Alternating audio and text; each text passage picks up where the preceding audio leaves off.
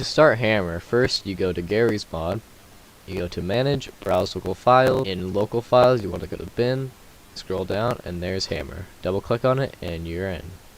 Okay, so welcome to my first Hammer tutorial. This will just teach you the basics, like the bare bones of Hammer. To start off, you just want to make a new map. And so if you're mapping for Gary's mod, as am I, you'll start off with this blank queue of no draw. So here are the basics. So this is your 3D view. This is your top-down view, so viewing your map from the top down. These ones are your side views. You'll use them more and more often. So basically, to move around in your 3D view, you just hover your mouse over it, press Z, and now you can use WAS and D in the mouse to look around. Pretty simple. Now, this top thing, this top icon, this is the select tool. This is how you select brushes. Any world geometry, such as this cube here, we just refer to it as brushes. This tool, I don't even know what this is. It's just for magnifying the 2D views. This is the camera tool, you don't need to worry about that. Entity tool, this is a big one. If you press on your entity tool and place it down, it has to be in your 3D view. Just place it down wherever your mouse cursor is. It'll place down an entity. So for Gary's mod, this is your info player start. This is where your spawn point will be. So for example, if you put this down here, you can just when you compile your map, you'll spawn right here. The next box down is your block tool. This is how you actually make brushes in world geometry. Let me just give you an example. If I just drag out right here on my top-down view, it'll make a white hollowed out square where I put it on the view here.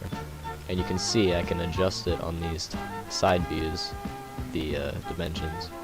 So when I press enter, it'll actually make the brush. And there you go.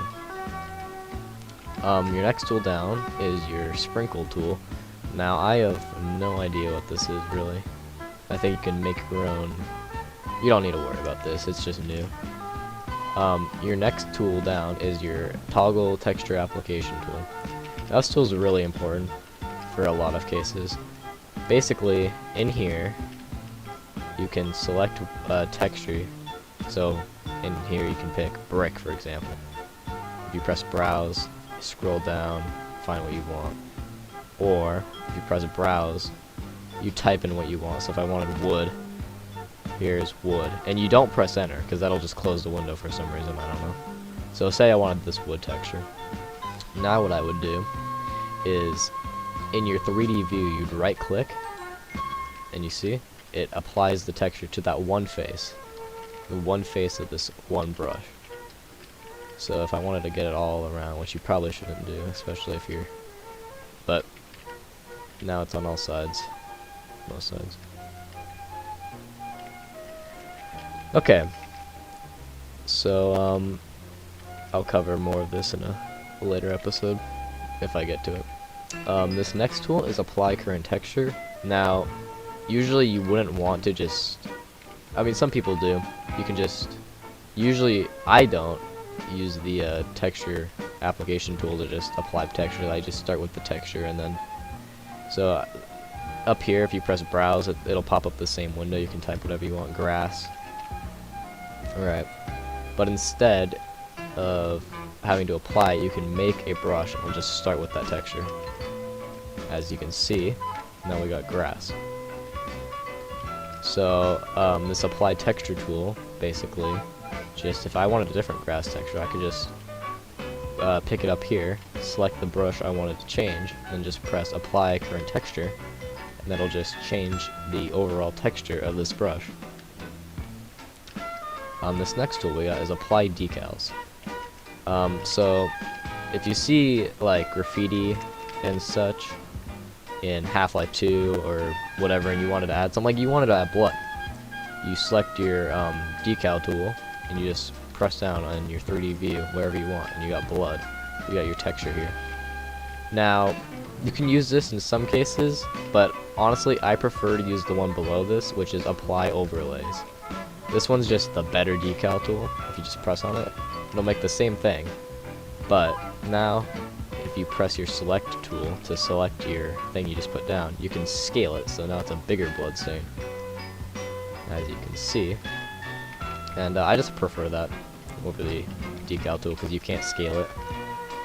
The next tool we got down here is the clipping tool. So basically, say you wanted this to be cut off right here, this corner.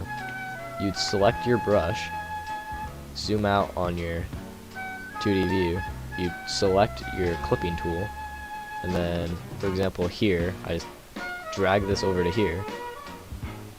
I just drag from one point to another point, let go, and you see this red, this is what's going to be deleted.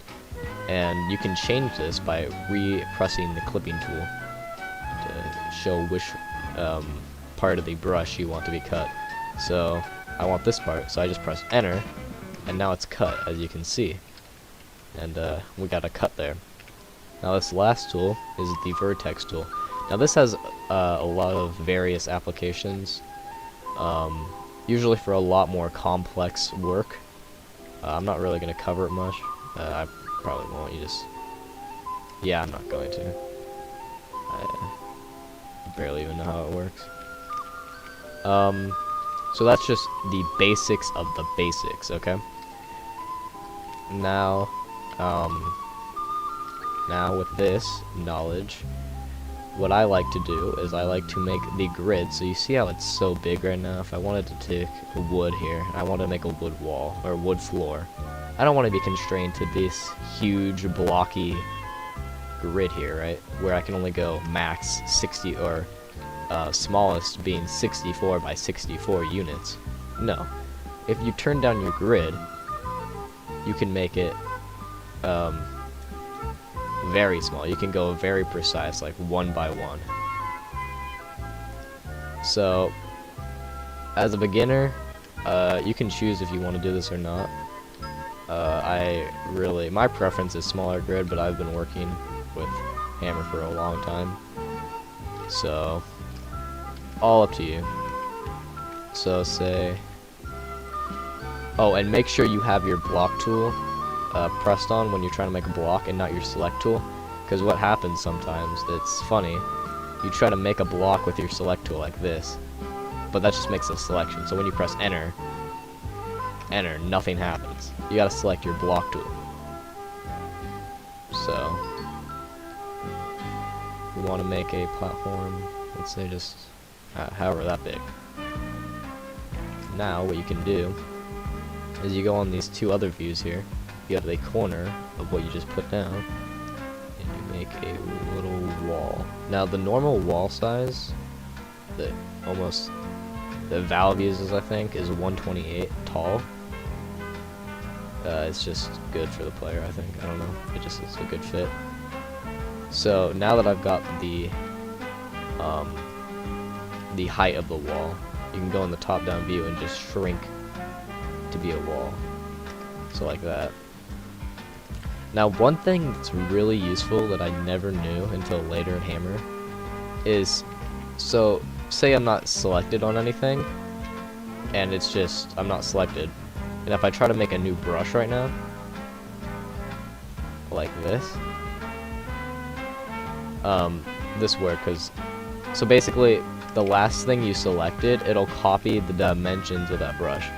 So say, I made this wall here, and it's 128, and you don't want to resize that in the front and side views, you can just select it, and in the top view, make your line for your wall, and it'll automatically preset to 128 height. So it's just, you can make rooms so much faster, or really anything. As you can see, now we got walls. So this is just a very basic, I know I covered this really fast, but hopefully if you just rewatch this a couple of times, you'll slowly get the hang of it more and more. This is just the very, very basics of Hammer right here. In the next video, I guess I'll be covering entities, what you can do with entities, and maybe just some more in-depth things overall. Hope you enjoyed, and I'll see you in the next tutorial.